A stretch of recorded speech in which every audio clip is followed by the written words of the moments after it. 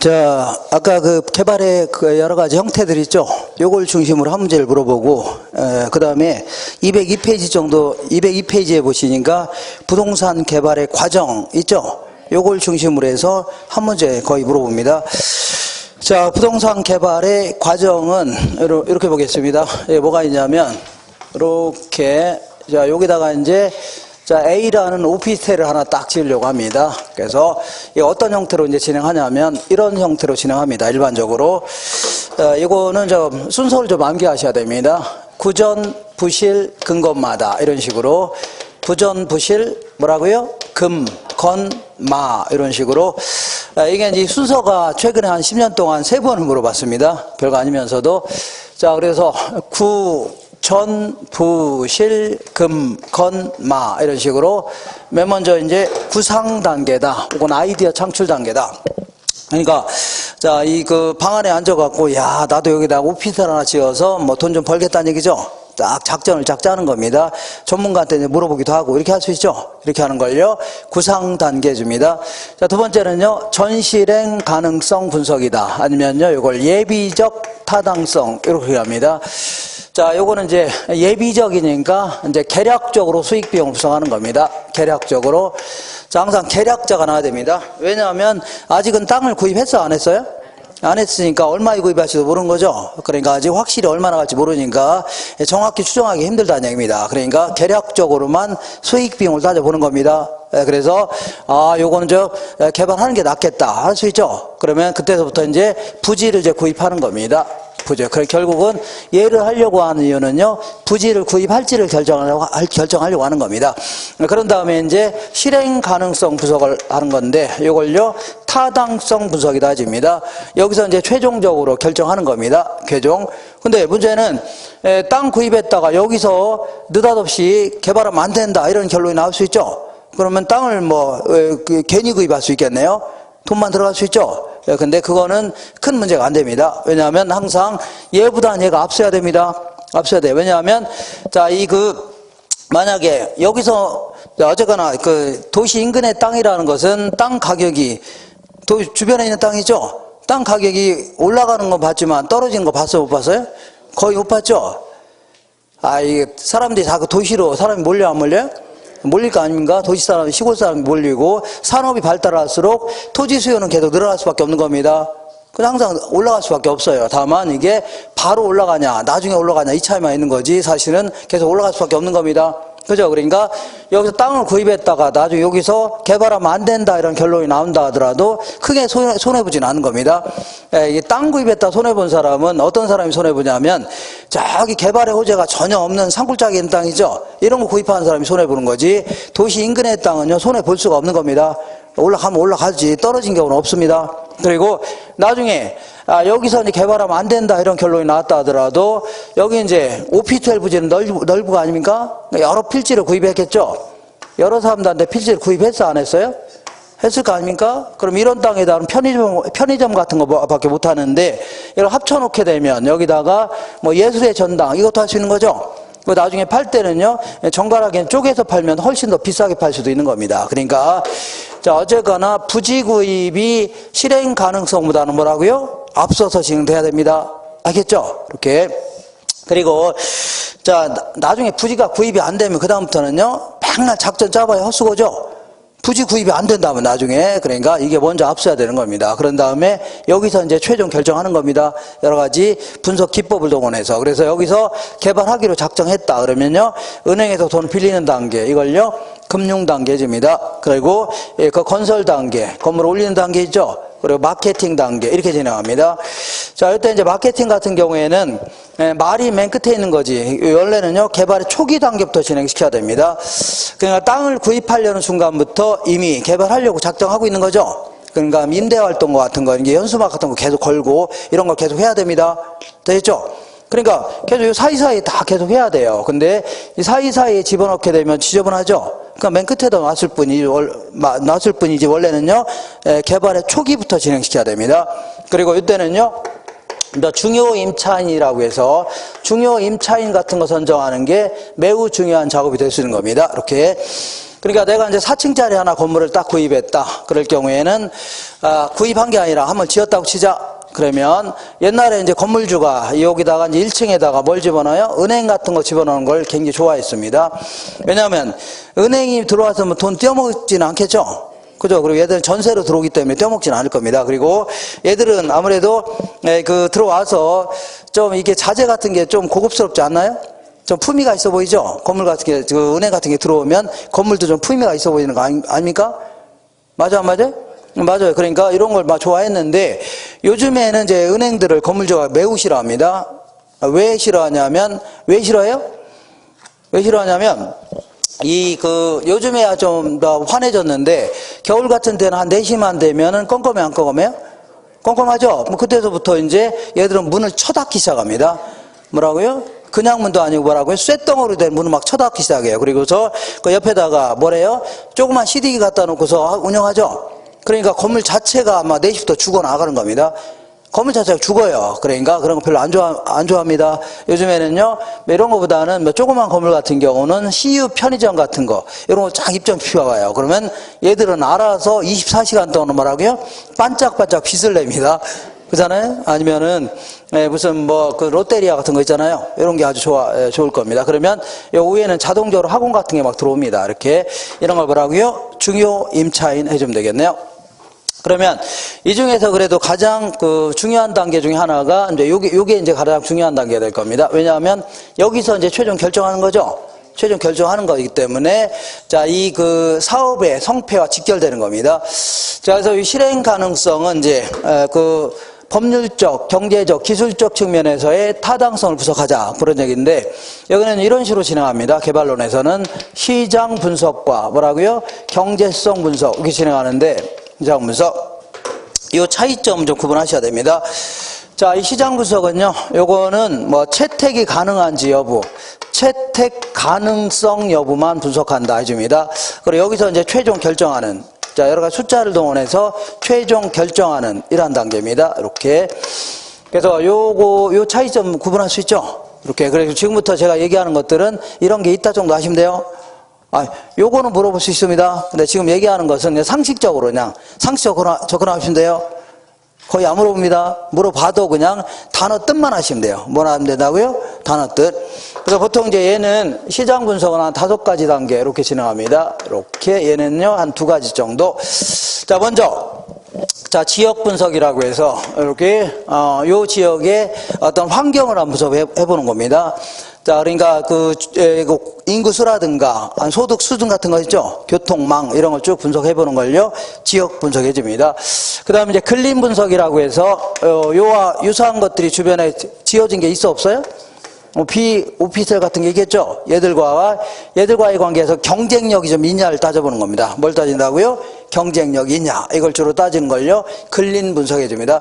제가 다시 하지만 요거는 안 물어보니까 무시해도 됩니다. 그냥 듣기만 하세요. 이거. 세 번째는요. 자, 이 부지 분석이라고 해서 요게 10층짜리 건물이라면 10층을 올릴 수 있을 만큼 충분히 지형, 지세, 지질, 집안 아니면요. 이 기반시설 같은 게 갖췄냐 있죠? 그러니까 10층을 지을 수 있는 땅인가를 분석해 보는 겁니다. 이걸요. 부지 분석이라는 겁니다. 그런 다음 이제 수요 분석을 통해서 충분한 수요가 있는지 확인해야 되죠. 보통 이제 얘는 어떻게 하는 거죠? 일반적이냐면 이 기존에 이미 분양한 적이 있는 오피스텔이 있어 없어요? 있을 수 있죠. 임대한 적이 있는 거. 얘들을 통해서 우리도 어느 정도의 추세가 될 것인가 따져볼 수 있는 거죠. 이렇게 하는 게 일반적입니다. 그런 다음에 이 수요에 맞춰서 공급을 분석하는 겁니다. 자, 수요에 맞춰서 임대료라든가 분양가도 결정하고 1층에는 뭘 입점하고 칸은 어떻게 쪼갤 건가 이거 다 분석하는 겁니다. 이렇게 하는 걸 뭐라고요? 공급 분석이다. 그러면 이 모든 자료를 여기다 넘기는 겁니다. 넘긴 다음에 자, 먼저 이제 현금 수지를 먼저 분석해야 되겠네요. 세해 전 현금 수지가 됐든 세금까지 뺀 수지가 됐든 어쨌거나 현금이 나가고 들어온 거 있죠? 요거를 추정한 다음에 우리 투자론에서 공부했던 순현가법이라든가 아니면 뭐가 있어요? 내부승인법 있죠? 이런 거 들어보셨나요? 이걸 통해서 최종 결정하는 겁니다. 이렇게 진행하는 형태를 뭐라고요? 경제성 분석이다. 그래서 여기서는요, 요 2가지 정도 있죠? 요 차이점만 정하면 됩니다. 차이점만 좀 알고 계시면 돼요. 자, 그래 이런 식으로 진행하는 거를요 일본식 타당성 분석이다 해줍니다. 어떤 식이라고요? 일본식 타당. 일본책을 갖다 베낀 겁니다. 베껴.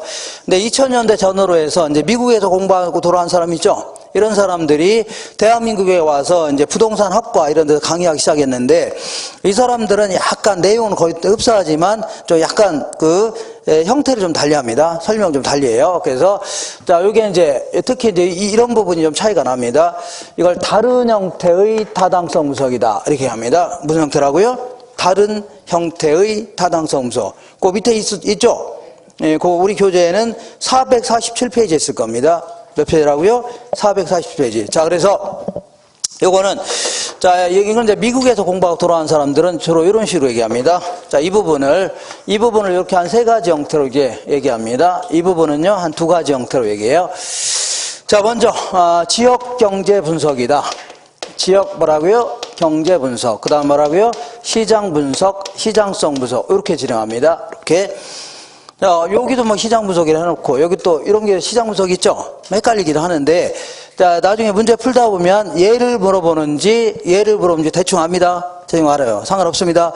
그리고 요거는요, 타당성 분석과, 그 다음 마지막으로요, 투자 분석, 이렇게 진행합니다. 그래서 요거는 이제, 자주 물어보니까 순서를 좀 기억하셔야 됩니다. 순서. 자, 요거 있죠, 요거 순서, 이렇게 기억하셔야 돼요. 요거 이런 식으로 기억하세요. 뭐, 지시성 타자다. 이런 식으로. 지시성 뭐라고요? 타자. 이렇게. 지시성 타자. 그냥 타자가 아니라 무슨 타자라고요? 지시성 타자랍니다. 이렇게 해서 좀 기억하세요.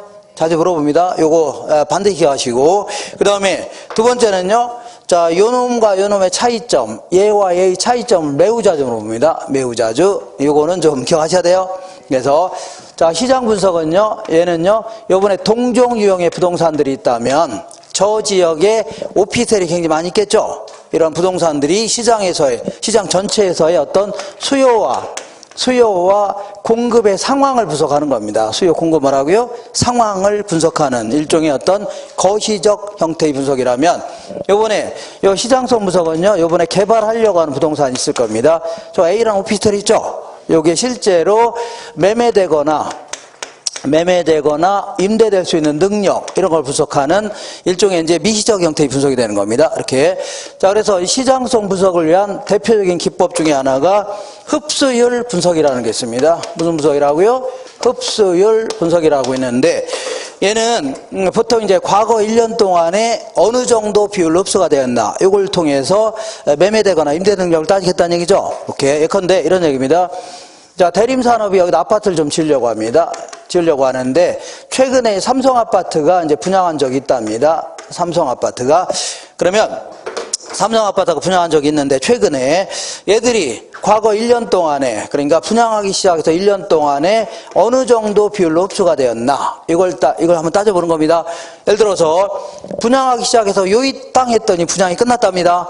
그럼 그만큼 수요자가 많다는 얘기, 적다는 얘기예요? 많잖아요. 얘기죠? 그럼 아파트 지을 수도 있겠네요.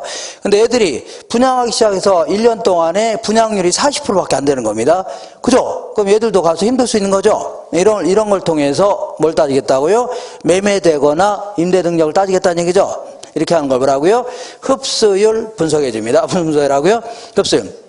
그리고 다른 것들은 뭐 많이 안 물어보는데, 거의 안 물어보는데, 굳이 뭐 쓰자면 지역경제 분석에서는요, 주로 그 지역의 환경을 분석하는 겁니다. 환경, 뭐 소득 수준이라든가 저 지역의, 아니면요 인구라든가, 아니면 교통망이라든가, 아니면요 자, 뭐 기타 뭐 소비 행태라든가 이런 거 있죠. 이런 걸 좀 분석하는 걸요, 지역 경제 분석해주고, 그다음에 타당성 분석은 이제 현금 수지를 분석한다 생각하시면 돼요. 현금 수지.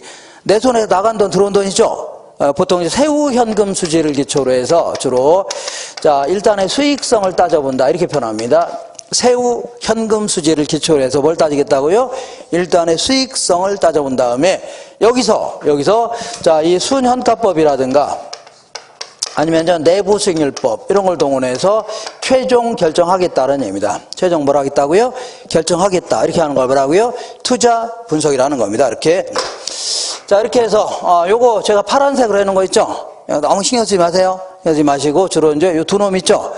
자, 그 잡다하게 공부하면 문제 못 풀어요. 못 풉니다. 이런 거는 자 이렇게 하세요. 저거 순서 있죠. 구전, 부실, 근검마 하고 그다음에 실행 가능성은요 시장 분석과 뭐라고요? 경제성 분석으로 나오는데 얘는 채택 가능성, 얘는 뭐라고요? 최종 결정 이 정도 하시고 요거 뭐라고요? 지시성 타자 하고 요 두 놈은 차이점 구분하실 줄 아셔야 돼요. 오케이. 자, 그 다음에 자 오른쪽 보겠습니다. 203페이지에 볼게요. 203페이지 1번 보시면 1번에 부동산 개발이 다음과 같이 5단계만 진행된다고 가정할 때 일반적인 진행 순서는 자 구전, 부실, 근검만이니까 맨 먼저 구상 단계, 아이디어 단계가 나와야 되죠. 디귿번이 나와야 되겠네요. 그 다음에 전실행 혹은 뭐라고요? 예비적 타당성인 니은번이 나와야 됩니다. 그 다음에 부지 구입 나와야 되죠. 기억번 나와야 됩니다. 사업 부지 확보, 기억번 나와야 되고 그 다음에 자 이거 구전, 부실, 근검마죠. 실행 가능성 혹은 타당성 나와야 되네요. 리을번 나와야 되겠죠. 리을번. 그런 다음에 근검마 했으니까 이 중에서는요 건설 단계만 있죠. 예, 건을 집어넣어야 되겠네요. 이렇게 해서 자 구전, 부실, 근검마 이 순서에 따라서 할 수 있죠. 이렇게 해주면 돼요. 자, 그 다음에 자 3번 볼게요. 3번은 시행사가 아파트 사업, 개발 사업에 대한 타당성을 검토하고 있답니다. 자, 이때 그 용적률의 감소는 예상 사업이익에 부정적인 영향을 끼칠 수 있죠. 용적률의 감소는요, 건물을 크게 못 짓게 한다는 얘기죠. 그러면 사업자 입장에서는 크게 손해볼 수 있다는 얘기입니다. 그 다음에 7번 볼게요. 시장 분석. 시장 분석 나오면 무조건 뭐가 나와야 돼요? 수요, 공급 나와야 됩니다. 뭐라고요? 수요, 공급. 그래서 자 특정 부동산 유형에 대한 수요, 공급을 분석한다. 맞는 거고 8번에 시장성 분석 나오면 무조건 뭐라고요? 매매나 임대가 나와야 됩니다. 뭐라고요? 매매, 임대. 시장성 분석 단계에서는 향후 개발된 부동산이 시장 상황에서 매매되거나 임대될 수 있는지 있죠. 이러한 경쟁력을 구성하는 겁니다. 그 다음에 10번 볼게요. 흡술 분석의 궁극적인 목적은 궁극적인 목적 해줘야 되는데 자 현재까지 추세를 통하여 미래 추세를 정확히 예측하는 데 있다는 얘기죠. 그러니까 얘를 하는 이유가 뭐예요? 자 미래를 예측하겠다는 얘기죠. 미래 추세를 정확히 예측하겠다는 얘기입니다. 예, 그게 이제 목적입니다. 그 다음에 13번 볼게요. 개발 사업에 대한 자, 이거 볼게요. 이 타당성 분석의 결과가 동일하다 하더라도 여기서 최종 결정하는 거죠? 맞아요? 맞죠? 그러니까 여기 타당성 분석의 결과가 동일하더라도 여기서 채택될 수도 있고 안 할 수도 있는 겁니다. 읽어볼게요. 13번. 개발 사업에 대한 타당성 분석 결과가 동일한 경우에도 분석된 사업안은요, 개발업자에 따라서 채택될 수도 있고, 그렇지 않을 수도 있어 없어요? 있다는 얘기입니다. 이렇게 하시면 돼요. 자, 한 장 넘겨보시면. 자, 그럼 개발 사업에 따라서도 위험이 있을 수 있겠죠? 잘하면 대박나고 잘못 쪽박날 수 있는 거 아닙니까? 그래서 여기다 이제 오피스텔을 A라는 오피스텔을 지으려고 할 때 여러 위험이 따를 수 있는데 자 개발에 따른 위험을 이렇게 세 가지 형태로 얘기합니다. 자 이건 워포드라는 사람이 얘기한 건데 요거 맨 먼저 얘는요 법적 위험, 얘는요 자 비용 위험. 요 두 놈은 구분할 수 있습니다. 자 법적 위험은 그야말로 뭐냐면 여러 가지 이제 토지 이용 규제와 같은 뭐 공법적인 측면이라든가 아니면요 소유권과 같은 사법적인 측면에서 발생할 수 있는 위험이 있죠. 뭐라고요? 법적 위험이라는 겁니다. 예를 들어서 이 지역이 원래는 자 이 그 주거 지역, 상업 지역이었는데 뭐라고요? 상업 지역이라 이제 장사가 잘 됐는데 어느 날 정부가 여기를 공법적으로 자 이 주거 지역으로 바꿔놓을 수 있어 없어요? 있죠. 그러면서 아파트가 들어선다. 그러면 밤에는 아파트에서 주무시고 낮에는 오피스텔에 자고 이러지 않겠죠. 크게 손해할 수 있네요. 이런 걸 다 뭐라고요? 법적 위험이라는 거고. 그 다음에 자 비용 위험은요. 건설 기간 중에 건축비와 관련된 위험을 얘기합니다. 건축비. 그러니까 예를 들어서 자 이 건설 기간 동안에 인플레가 심해지면 건축 자재 가격이 올라가 안 올라가요? 올라갈 수 있죠. 거기에 따라서 그게 손해보거나 아니면요. 자, 원래 이제 이 건물을 2년 동안 짓기로 했습니다. 2년 동안 딱 짓기로 해서 원래는 자, 이 그 95억 정도를 주기로 했습니다. 건설업자한테. 그런데 공사기간이 계속 길어질 수 있어 없어요? 길어질 수 있죠? 그럼 추가적인 비용 계속 나가요 안 나가요? 나갈 수 있는 거 아닙니까? 그죠? 공사가 계속 인건비도 더 나갈 수 있고, 그리고 보통 이제 아파트 지을 때 그 타워 크레인 같은 거 있죠? 보통 리스의 형태로 빌리는데 하루에 이제 아파트 단지 내에서 빌리는 금액이 뭐 1억씩 나간답니다. 이렇게 엄청나게. 공사 기간이 계속 길어지면 그 계속 나가요 안 나가요? 나가죠. 건물 짓다가 이제 부도난 거 많아요 적어요? 계속 금융비용도 나가는 겁니다. 계속 은행에서 빌린 돈, 추가적인 비용 계속 나가요 안 나가요? 나갈 수 있다는 얘기입니다. 이렇게 이런 걸 답을 하고요. 비용 위험이라는 겁니다. 되겠죠? 그러니까 얘와 얘는 구별할 수 있어 없어요? 있죠. 이거는 구별할 수 있는 거죠. 그러면 나머지는 전부 다 시장 위험 생각하시면 됩니다. 나머지는 다 뭐라고요? 시장 위험. 예를 들어서 수요 예측을 잘못하는 바람에 안 팔리거나, 아니면요 가격이 원래는 평당 한 2천만 원 받을 줄 알았더니 1,000만 원도 못 받는다는 얘기죠. 이런 거라든가 이자율 같은 게 급등하는 바람에 안 팔린다든가 이런 식으로.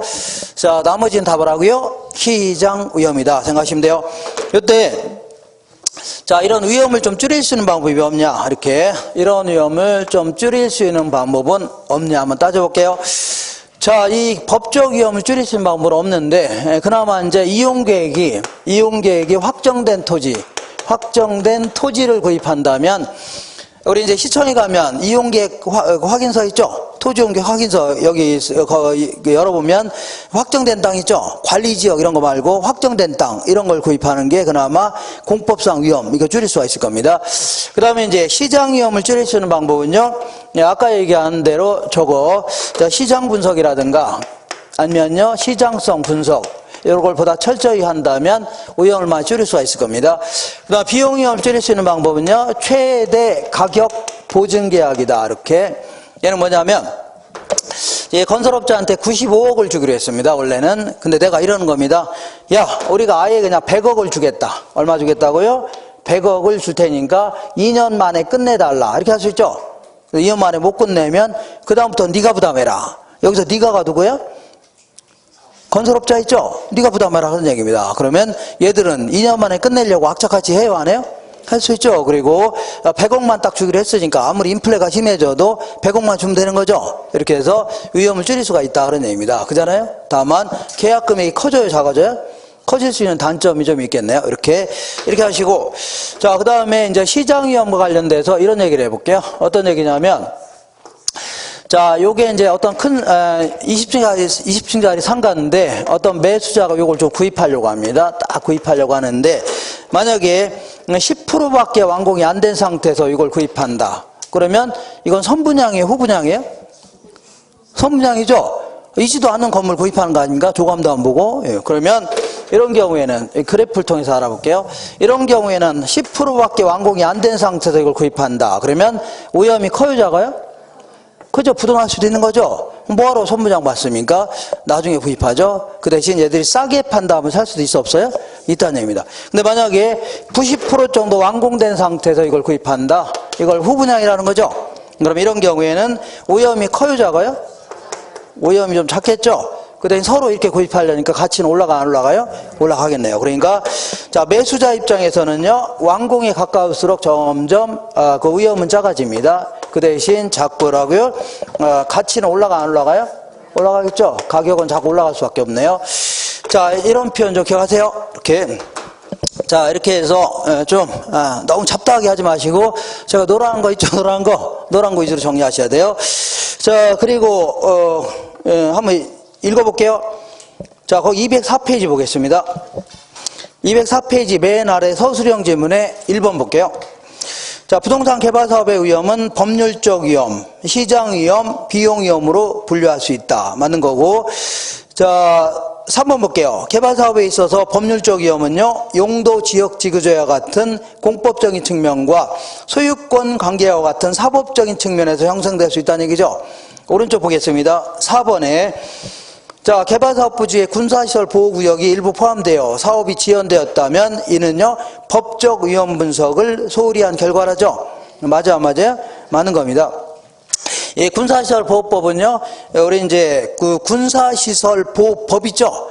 군사시설 보호법에 따라서 국방부 장관이 정하는 겁니다. 뭐라고요? 국방부 장관. 그렇기 때문에 이런 것도 일종의 법률적인 법률적인 영역이죠. 요거를 소홀히 하게 되면 안 되죠. 이걸 답을 하고요. 법적 위험이라는 겁니다. 그 다음에 5번 볼게요. 6번. 이자율의 변화, 시장 침체에 따른 공실의 장기화 이런 건 답을 하고요. 시장 위험으로 분류되어 있는 겁니다. 구분할 수 있죠? 자, 10번 볼게요. 비용 위험을 줄이기 위하여 최대 가격 보증 계약을 맺기도 하는데 이는 추가 비용의 부담을 제거한다는 장점은 있지만 아무래도 저렴한 가격으로 개발 사업을 완료하는 것은 쉬워요, 어려워요? 어려울 수 있죠. 그런 얘기 하는 겁니다. 자, 이렇게 해서 정리할 수 있죠? 요렇게 정리하세요. 자, 요거 지우겠습니다.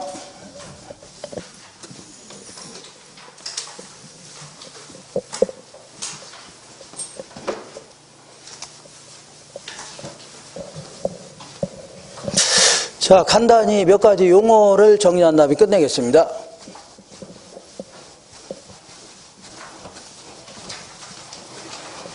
요거는 이제 지울게요, 그냥.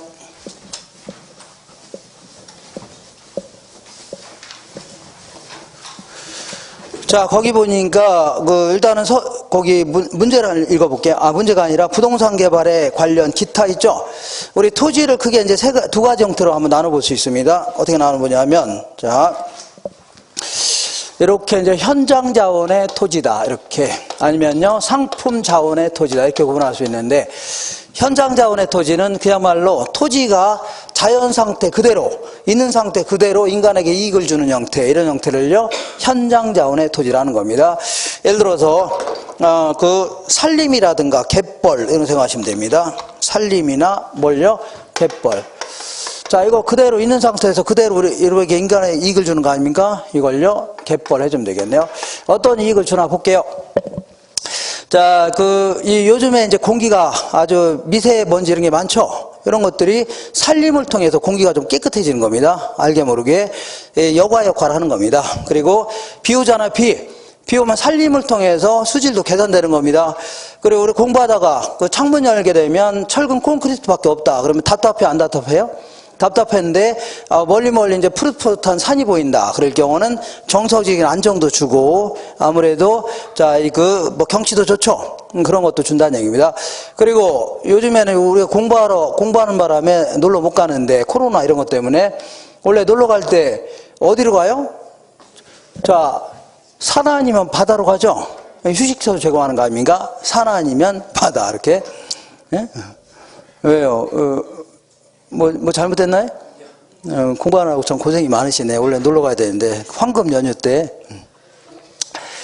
자, 이런 걸 뭐라고요? 현장 자원의 토지라는 겁니다. 상품 자원은요, 토지가 인간이 노동과 자본을 수입하는 겁니다. 이렇게 해서 이제 이익을 주는 형태, 농지라든가 택지 이런 거 생각하시면 되겠네요. 농지나 택지 이런 거.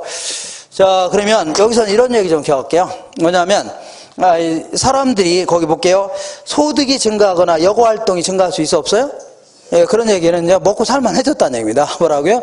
그러니까 먹고 살기 힘들 때는 자꾸 개발의 욕구 이런 게 강했는데 이 소득이 증가하거나 여가가 증가할 수 있죠, 여가. 그러면 그만큼 보존의 욕구가 많아집니다. 무슨 욕구라고요?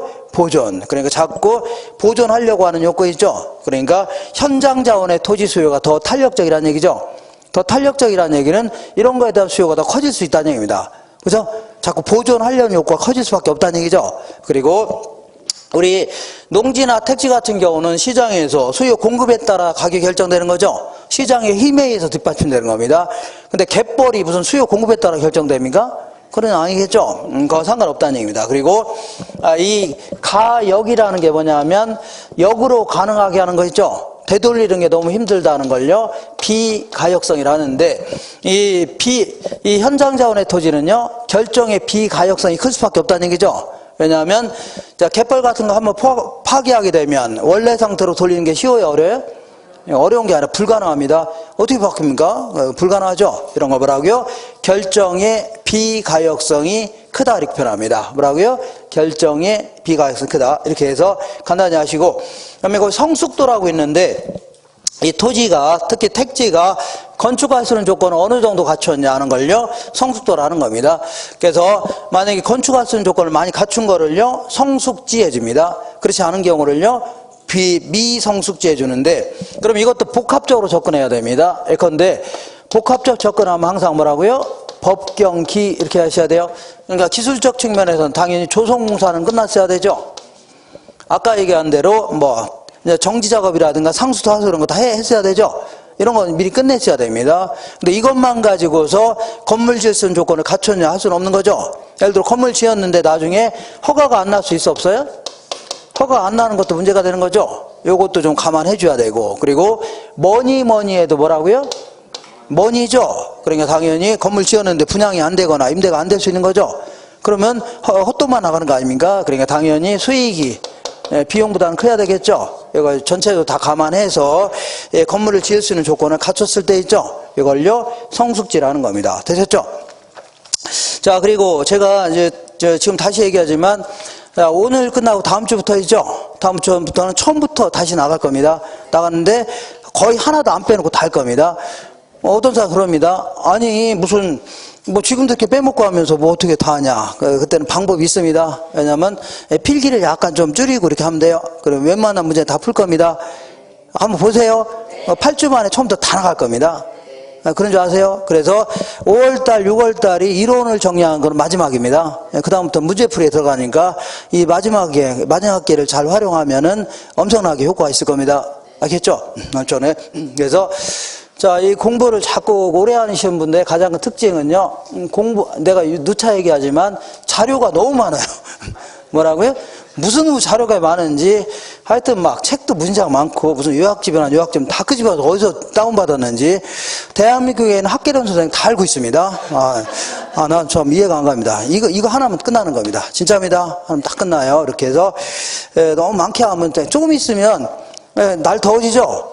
한 7월달, 8월달 되면 바로 이상갈비밖에 안 나온 거죠, 시험이. 근데도 이렇게 쌓여 있어 봐요. 그럼 합격 못 합니다. 그러니까 심플해야 됩니다. 뭐라고요? 공부할 내용이 딱 간단해야 돼요. 많이 쓰면 안 돼요. 간단한 거 계속 반복해서 공부하셔야 돼요. 그리고 아주 어렵다 싶은 거냐, 그냥 넘기세요, 그냥. 그거 떨어집니다. 그거 틀려도 돼요. 항상 30% 정도는 매우 어렵게 물어보는 거니까 이거 틀리라고 내는 문제입니다. 알겠나요? 이런 거 틀리라고 내는데 정부에서 틀리라고 하면 틀리라고 하죠. 꼭 말 안 듣는 사람 있잖아요. 그죠? 마스크 쓰고 왔더니 꼭 안 쓰고 그런 사람 있어 없어요? 그죠? 그거하고 똑같은 겁니다. 그냥 틀리라면 틀리면 되는 겁니다. 그리고 나머지에서 한 70점 정도 맞으면 돼요. 이걸로 가지고도 거의 다 맞습니다. 다 맞춰요. 다 나옵니다. 거기서. 자, 그러니까 너무 막 쓸데없이 너무 많은 걸 하려고 하지 마세요. 한두 과목도 아니고 뭐 6개 과목 하려고 하는데 가장 효과적으로 해야 돼요. 예. 자, 이렇게 해서 오늘은 어디를 볼 거냐면요. 자, 218페이지 보겠습니다. 218페이지 찾으셨나요? 이거 바로 전 페이지 한번 볼게요. 바로 전 페이지에 보면 감정평가론 있어 없어요? 있죠. 그래서 요 부동산을 감정평가하겠다 그런 얘기인데, 자, 내용을 구성하는 내용 크게 세 가지가 있습니다. 맨 먼저 감정평가 기초이론이라고 해서 여기서는요, 감정평가가 뭐 하는 거냐, 그리고 여러 가지 형태로 분류를 해볼 겁니다. 그리고 이론적으로 부동산 가격이 어떤 형태로 결정되냐, 예컨대 가격의 형성 요인, 발생 요인 같은 거 있죠. 이거 좀 알아보는 겁니다. 그래서 이론적으로 가격이 결정되는 과정을 공부해 보는 게 기초 이론입니다. 그런 다음에 두 번째 해야 될 것은요, 직접 평가해 보는 겁니다. 직접 뭐라고요? 평가를 해보는 거를 3방식이라는 겁니다. 자, 그래서 자, 3방식은요, 세 가지 측면에서 평가해 볼 수 있다는 얘기죠. 그래서 예컨대 요걸 만드는데 얼마가 들어갔냐, 들어간 비용을 기초로 평가하는 걸요, 원가 방식 이렇게 얘기합니다. 그 다음에 요와 유사한 놈이 최근에 거래된 적이 있어 없어요? 있죠. 요걸 가지고 차이를 수정하겠다 그런 얘기입니다. 이걸요, 비교 방식이라는 겁니다. 마지막으로 이 부동산을 갖고 있으면 미래 수익이 발생할 수 있겠죠. 상업용 같은 경우는 수익이 발생하는 거 아닙니까? 미래 예상되는 수익을 지금 시점의 가치로 바꿔놓겠다 그런 얘기입니다. 이렇게 하는 걸 뭐라고요? 수익 방식이다. 이렇게 해서 요걸요, 3방식 해줍니다. 이렇게. 그 다음 마지막으로 이제 가격 공시 제도라는 게 있는데, 이것도 뭐냐면 요거는 이제 공익 목적으로, 그러니까 정부 입장에서는, 국가 입장에서는 조세를 부과하거나 보상금 같은 거 책정하려고 있죠. 조세를 부과하는데 무턱대고 지 맘대로 막 부과하면 돼요, 안 돼요? 안 되죠. 보상금도 막 지들 맘대로 막 보상금 주면 돼요, 안 돼요? 안 되죠. 이런 걸 하려고 미리미리 토지라든가 주택 등에 대해서 평가해 놓고 있는 제도가 있습니다. 미리미리 뭐라고요? 평가해 놓고 있는 제도가 있습니다. 이걸 뭐라고요? 가격 공시제도의 제도입니다. 공익 목적으로, 이익을 목적으로. 그리고 그 다음 이제 감정평가 규칙이라는 게 있는데, 이걸 줄여서 뭐라고요? 감칙해 줄게요. 뭐라고요? 감칙. 그래서 감정평가사가 감정평가함에 있어서 여러 가지 지켜야 될 일들이 있죠. 준수해야 될 것들, 이런 것도 쭉 나열해놓고 있는 게 감정평가 규칙입니다. 알겠죠? 사익 목적으로 이런 땅은요, 이렇게 평가하라. 이거 다 나오고 있습니다. 이렇게 해서 이런 내용을 구성하고 있는 게 감정평가론인데, 여기서 토탈 6문제가 나옵니다. 6문제 나오는데, 최근 10년 동안 항상 6문제가 나오다가, 한 4년 전인가 7문제가 나온 적이 있었습니다. 그거 외에는 거의 몇 문제라고요? 6문제 나옵니다. 6문제 나오는데, 여기 있죠, 요거. 여기서 꼬박 요즘 한 문제 꼭 나옵니다. 요즘 들어서 꼭 한 문제 나와요. 요거는 우리 교재에 딱 한 장이면 끝납니다. 우리 뭐라고요? 한 장 갖고 정리하시면 돼요. 그래서 잠깐 갔다 올게요. 자, 어디를 보냐? 266페이지 볼게요. 266페이지에 맨 위쪽에 부동산 가격 공시제도 요약 있죠, 요약. 요거. 그 전 페이지 있는 거는 너저분하게 나열해 놓은 거고, 요약 있죠, 요약. 요거 딱 정리하시고, 그 다음에 한 장 넘겨볼게요. 268페이지에 보시면 감정평가 규칙 있어, 없어요? 있죠. 그 오른쪽에 보니까 물건별로 평가하는 기준 있죠? 요거 한 페이지도 안 됩니다. 몇 페이지도 안 된다고요? 한 페이지. 그래서 아까 두 개 합쳐서 한 장도 안 됩니다. 한 장도 안 되는데, 그 꼬박 한 문제를 물어봅니다. 꼬박 뭐라고요? 한 문제. 그래서, 자, 이 가격 공시제도는 제가, 2월 말에 좀 한번 했기 때문에, 오늘은 이제 요걸 할 겁니다. 요거 있죠? 감정평가 규칙에 있는 내용 공부할 겁니다. 되겠죠? 그리고 오늘 안 하는 것들은 다 언제 한다고요? 5월달, 6월달 할 겁니다. 그리고, 자, 요거 안 한 건, 그때 한다는 얘기죠? 그리고, 여기 보니까, 보통 기초이론에서 한 2문제를 물어봅니다. 몇 문제라고요? 2문제. 그리고 여기서 한 문제, 여기서 한 문제 이렇게 물어봅니다. 이렇게 해서, 자, 오늘 이제 요거는 할 겁니다. 3방식 공부할 거예요. 좀 약간 까탈스럽습니다. 그리고 이제 기초이론 있죠?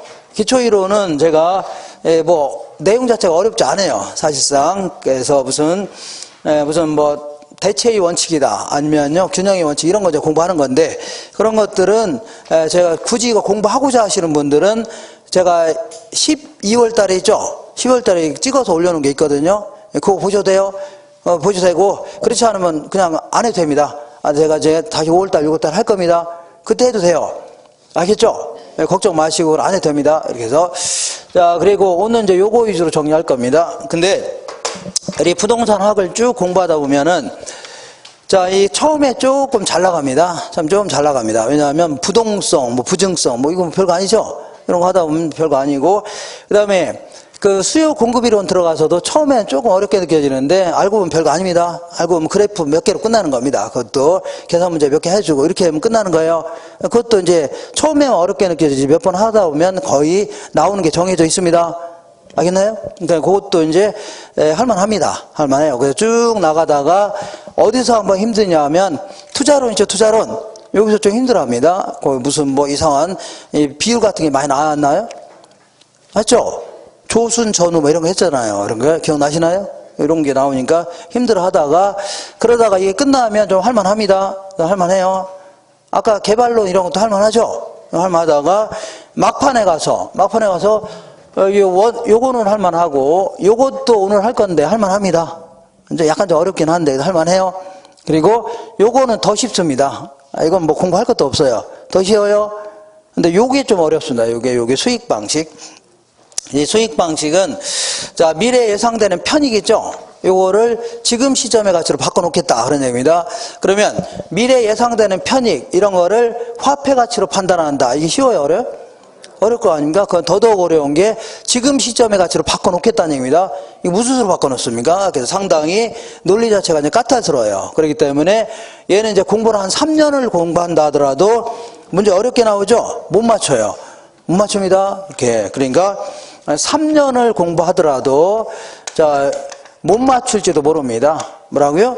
못 맞추고 어렵게 나오면. 근데 공부를 한자도 안 했는데도 맞출지도 모릅니다. 어떻게 맞춘 거예요? 한자도 안 했는데 맞출지도 모른다. 어떻게 맞춘 거예요? 찍어서 맞춘 거 아닙니까? 어떻게 찍은 거예요? 아, 잘 찍은 거 아닙니까? 그래서 그러면 이렇게 두 가지 선택이 있다면 당연히 뭐라고요? 이거를 포기하고 요걸 선택해야 되는 겁니다. 알겠나요? 그럼 수석할 것도 아니고 아까 과감히 어려운 건 포기하라고 했죠? 그러니까 이런 거는 그냥 포기하는 게 좋습니다. 오늘 하긴 할 건데 하긴 좀 어려울 겁니다. 그러니까 너는 떠들어라. 나는 그냥 무슨 얘기인지 모르겠다 하면서 이렇게 하시면 돼요. 누가 공부해도 어렵습니다. 이거 그러니까 그렇게 하시고 자, 그러니까 이런 거 자꾸 손을 대고 있으니까 공부가 어려운 겁니다. 어렵고 할 것도 많아지는 거예요. 이걸 한번 아예 그냥 도려내봐요. 자, 보세요. 과감히 딱 도려내봐요. 그러면 자, 아주 공부할 게 쉬워지는 거죠. 이렇게 하는 게 훨씬 더 깔끔하고 훨씬 더 합격에 더 가까이 다가가는 겁니다. 자꾸 이런 거 손을 대니까 공부가 너무 어려워지는 겁니다. 그리고 이게 어려우니까 전체적으로 공부하기 싫어지는 거죠. 다른 것도 포기하게 되고 그러는 겁니다. 그러니까 자, 굳이 그럴 필요 없습니다. 오늘 좀 하긴 하는데 그냥 이제 어렵게 느껴지면 거기서 끝내는 겁니다. 그러고서 그냥 가볍게 제가 얘기하는 내용 있죠. 제가 얘기하는 내용만 또 봐도 또 맞춥니다. 이거 큰일 나네. 또 다 맞추네.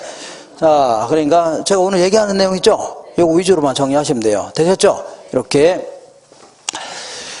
자, 그러니까 어디를 볼 거냐면요. 저 뒤쪽으로 가시면 쭉 가시면